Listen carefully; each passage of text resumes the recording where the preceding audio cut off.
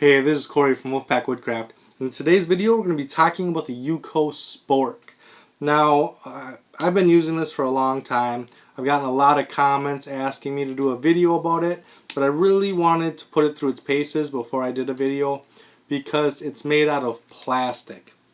And so, a lot of people know the Light My Fire plastic spork, and both me and Caroline have broken these. To me, they're not the most durable things in the world, and so before I did a video on this plastic utensil, I wanted to make sure that it was going to hold up and that it was durable enough to actually be used without breaking. The Light My Fire spork actually is the reason why everything else I own is titanium, just because it's a lot more durable and it can hold up to a lot more than plastic could, in my opinion. But this completely changed my mind. This is extremely durable. It held up extremely well. I've used this to eat steak, chicken, lots of Mountain House meals, and it works really, really well. One of the concerns that I had is that it was going to fall apart. So either I'd be eating and it would come apart, or I'd be doing something else and it would just fall apart. And it doesn't. It attaches really well. And it takes a little bit of force to get it apart. And so I don't ever see this actually coming apart while I'm eating. It's a really good option. And then also the fork and the spoon separate are really nice. The fork has really deep tines. The spoon, both of these are just like your home silverware, something you would pull out the drawer in your kitchen. Here are the Toaks Titanium, which are exactly the same. They're about the same size. They're almost the exact same size as a standard spoon and fork. And so that's really nice. And then when you put them together, it actually is longer than the long-handled option. So the long-handled Toaks and the long-handled Optimus. I have both and they're identical, but the UCO is longer. And so if you're getting to the bottom of a Mountain House or you need to reach down into a bag, this is actually longer. It's actually a lot easier to use the UCO than the long-handled because it's not as wide. The spoon end on the Toaks is a lot wider, so I kind of like the UCO being a little bit narrower because I can get in them corners a little bit better. And so this is a fully capable option. You have the long-handled fork if you need to use that as well. The only complaint that I have is the knife. And I don't know why companies feel they have to incorporate a knife in their eating utensils. I don't like the one on the Light My Fire. I don't any spork that incorporates a knife. I don't like the knife. This thing isn't sharp at all. It's not gonna cut much of anything. It's just pointy. So when you're using it as a spoon, it's pointy and it's gonna poke you. It's more annoying than anything else.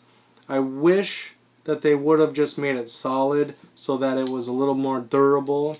Not that it's not durable, but I think it would hold up a lot better and be a lot more sturdy if they just made it solid, right?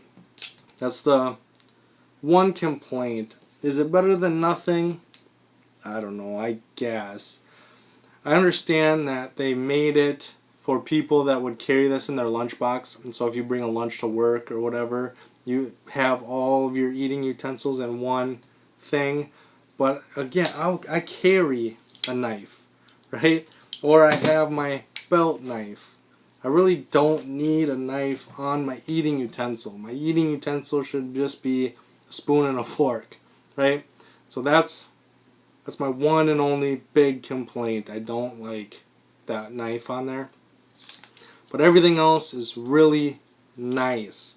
Another issue that I had with my long-handled spoon is I try to carry as much as I can in my possibles pouch. So that way I have one thing, and if I grab that one thing, I know I have everything I might need.